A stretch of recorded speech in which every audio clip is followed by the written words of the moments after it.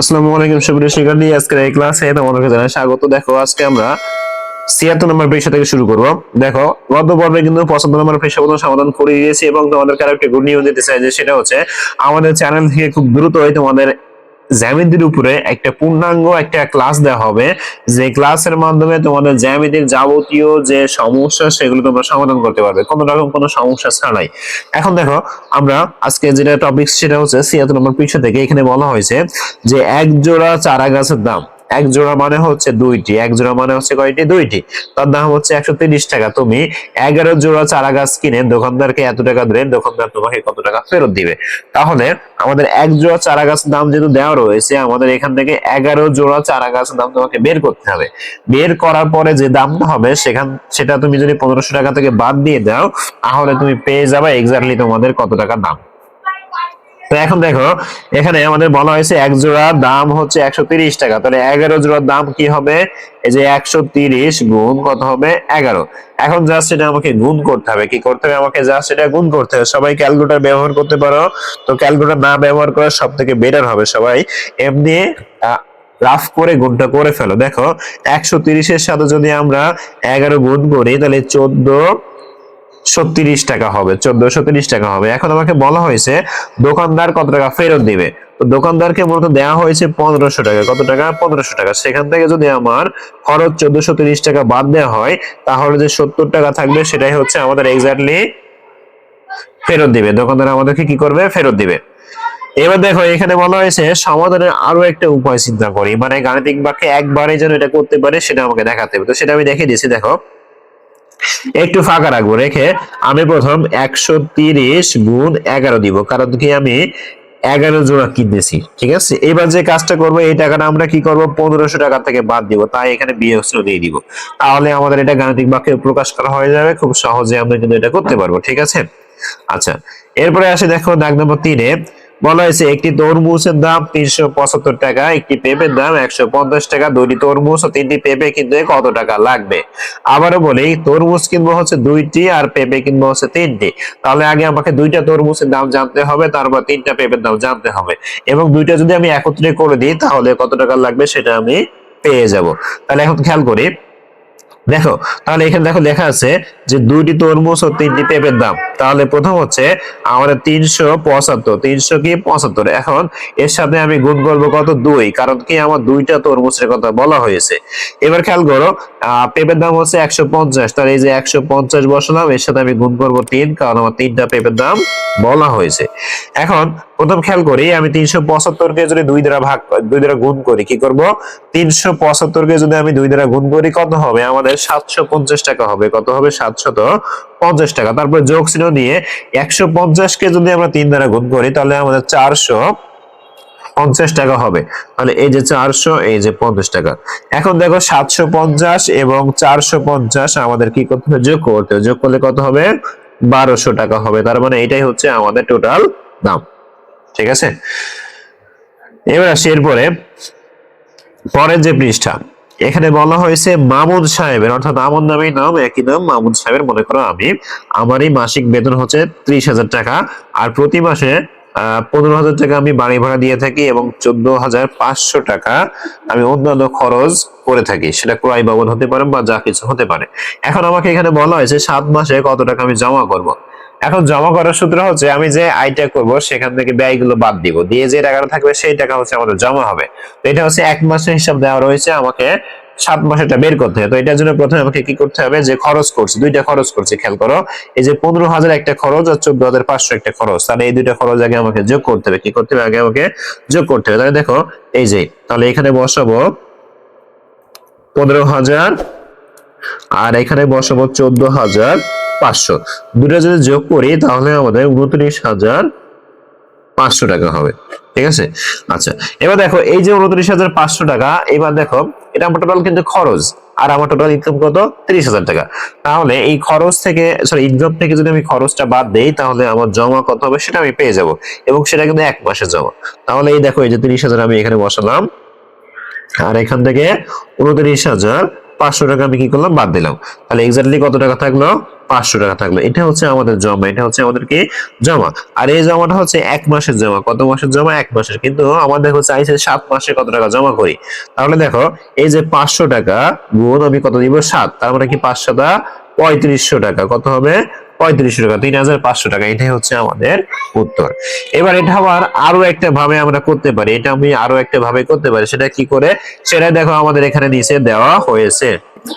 তো এখন খেয়াল করি, দেখো আমাদের মোট যে টাকা ছিল সেটা আগে আমরা একটু দেখি। মোট টাকা ছিল কত? আমাদের 30,000 টাকা। তাহলে প্রথমে আমি যে ঘরটা রয়েছে আমি এখানে 30,000 টাকা বসাই দিলাম।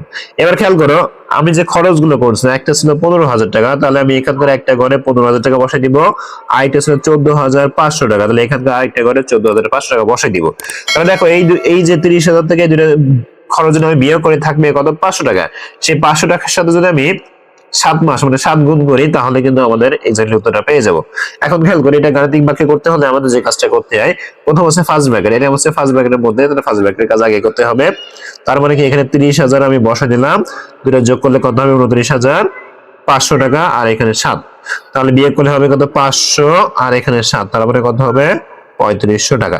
গাণিতিক বাক্যে এইভাবে আমরা কিন্তু সমাধান করতে পারি, কোনো প্রকার কিন্তু কোনো সমস্যা নেই। তোমরা চাইলে সমাধানের মতো করেও করতে পারো, আবার গাণিতিক বাক্যেও আবার করতে পারো, কোনো সমস্যা নেই। এবার দেখো বলা হয়েছে 1 ডজন কলা ও 1 হাড়ি ডিমের দাম একত্রে, মানে কিন্তু এটা সমষ্টি, 196 টাকা। আমাকে বলা হয়েছে একটি ডিমের দাম 13 টাকা হলে একটি কলার দাম কত? তাহলে এখানে দেখো খেয়াল করি, আগে এখানে কলা আছে কতটি খেয়াল করি, আর ডিম আছে কয়টি সেটাও খেয়াল করি। কলা আছে 1 ডজন মানে কয়টি? 12টি। আর ডিম আছে কয়টি? 1 হাড়ি মানে কয়টি?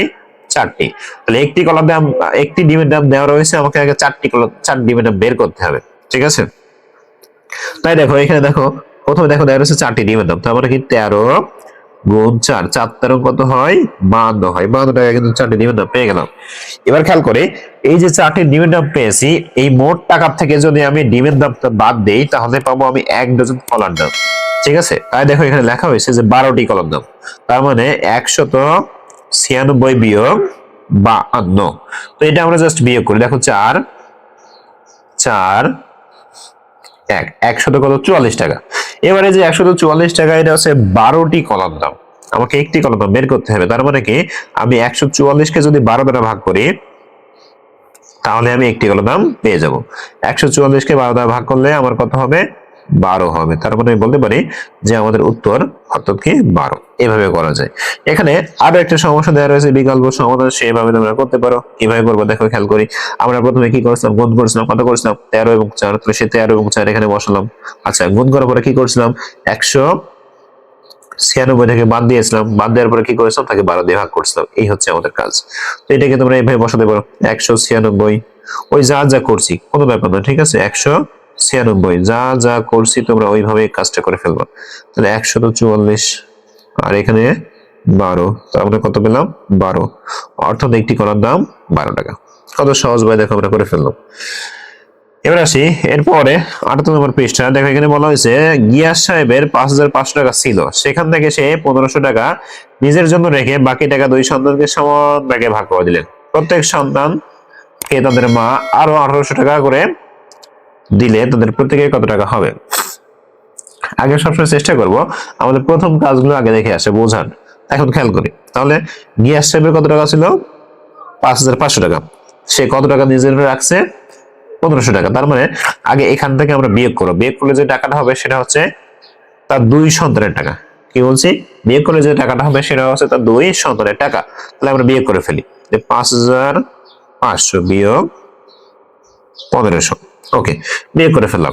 আচ্ছা, বিয়োগ করে যেটা পাচ্ছি, আচ্ছা কত পাচ্ছি সেটা একটু লিখে নিয়ে আগে। দেখো এটা যদি বিয়োগ করে আমি 4,000 টাকা পাচ্ছি। কত টাকা পাচ্ছি? 4,000 টাকা। তাহলে এই 4,000 টাকা হচ্ছে কি 2 সন্তানের টাকা। কয় টাকা? 2 সন্তানের টাকা। এখন খেয়াল করি, তাহলে 2 সন্তানের টাকা যদি 4,000 টাকা হয়, আমার 1 সন্তানের টাকা কি করতে হবে? ভাগ করতে হবে। কত দিয়ে ভাগ করতে হবে? 2 দিয়ে। তাহলে সেই 2 আমি এখানে বসালাম, সে ভাগ 2 আমি এখানে বসালাম। খুব ভালো কথা। আচ্ছা, যখন 2 দিয়ে ভাগ করবো তাহলে ভাগ করে ফেলি। 2 দিয়ে ভাগ করলে কত হবে? 2,000 টাকা হবে। কত টাকা হবে? 2,000 টাকা। এখন খেয়াল করি, এই 2,000 টাকা যখন হলো, তারপরে বলছে যে তার মা তাদের প্রত্যেক সন্তানকে আরো 1800 টাকা করে দিল। তাহলে এই 1800 টাকা আবার কি করতে হবে? যোগ করতে হবে।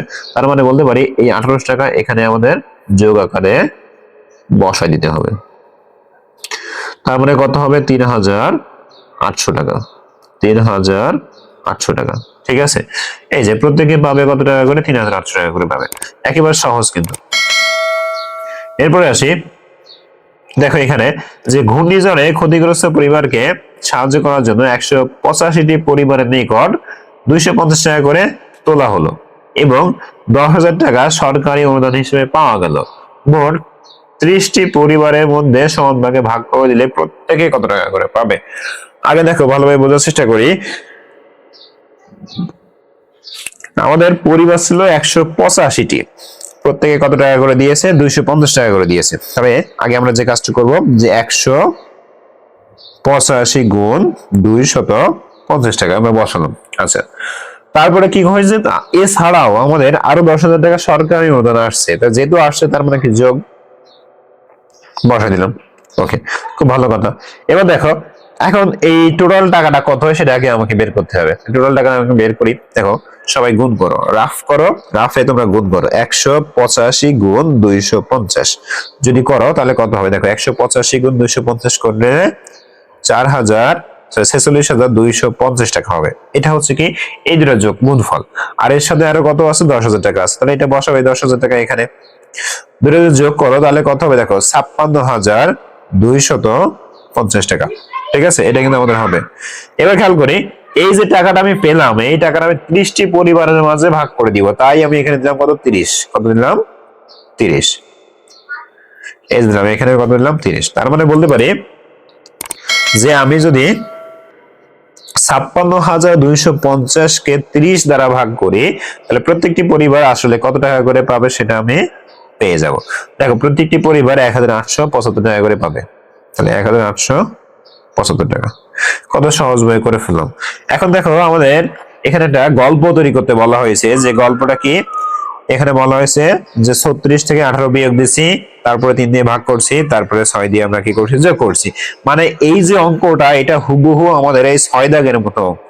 ঠিক আছে, আমি মুখে মুখে বলে দিচ্ছি, সবাই খেয়াল করো। সেটা হচ্ছে লিখবা যে রহিমের কাছে 36 টাকা ছিল।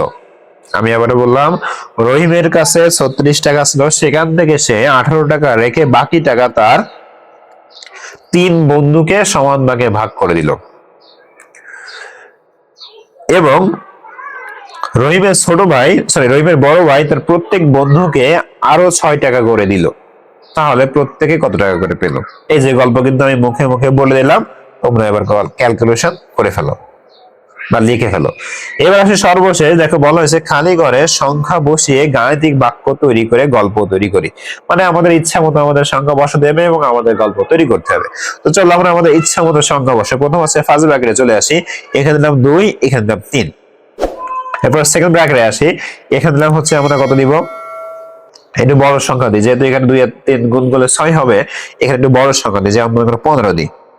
আচ্ছা, এবার খেয়াল করি, তাহলে 15 থেকে যদি 6 বাদ দিই থাকে কত, 9। সে 9 কে আমরা মনে করো 3 দ্বারা ভাগ করলাম, তাহলে 3 দ্বারা ভাগ করলে কত হবে, 3 হবে। একেবারে সহজ হিসাব। ঠিক আছে, এখন এটা নিয়ে আমাকে একটা কি করতে হবে, গল্প তৈরি করতে হবে। তো একেবারে সহজ হিসাব আমি তোমাকে বলি। তোমরা লিখবা যে রহিম এবং করিম 2 বন্ধু, তাদের 2 জনের টাকা, অর্থাৎ রহিম দিল, না একটু সহজ হয়ে বলি, দেখো এইভাবে লিখতে হবে না, তোমরা এইভাবে লেখো যে রহিম বাজারে গেল, বাজারে যে 2টি 3 টাকা মূল্যের কলা কিনলো বা চকলেট কিনলো, 2টি 3 টাকা মূল্যের চকলেট কিনলো। ঠিক আছে, তার মানে 3 দুগুণ 6 টাকা। আচ্ছা, এরপরে লিখবা চকলেট কিনে সে দোকানদারকে 15 টাকা দিল। চকলেট কিনে দোকানদারকে 15 টাকা দিল। দোকানদার তাকে যে টাকা ফেরত দিবে সেই টাকা সে 3 ভাগে ভাগ করে 1 ভাগ সে নিজের কাছে রেখে দিল। তাহলে সে নিজের কাছে কত টাকা রেখে দিল। এই যে গল্প কিন্তু হয়ে গেল, মুখে মুখে কিন্তু বলে দিলাম।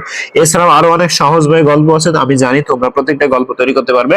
সুতরাং তোমরা আরেকটু ভেবে চিন্তে তোমরা গল্প তৈরি করতে পারো, অথবা তোমাদের যাদের বাসায় গাইড রয়েছে তারা তোমরা সেটা ফলো করতে পারো। ঠিক আছে, তো সুপ্রিয় শিক্ষার্থী, দেখো আজকের ক্লাসটা ছিল এই পর্যন্ত। আশা করি তোমাদের প্রত্যেকটা ক্লাস তোমরা খুব ভালোভাবে এনজয় করো, খুব ভালোভাবে বুঝতে পারো। এরকম আরো গুরুত্বপূর্ণ ভিডিও পেতে হলে আমাদের চ্যানেলটাকে অবশ্যই ফলো দিয়ে সাবস্ক্রাইব করে বেল বাটন অন করে সাথেই থাকতে হবে এবং প্রত্যেকটা ভিডিওতে লাইক করবো, কমেন্ট করবো, তাহলে প্রত্যেকটা ভিডিওর নোটিফিকেশন তোমাদের কাছে চলে যাবে। ধন্যবাদ সবাইকে।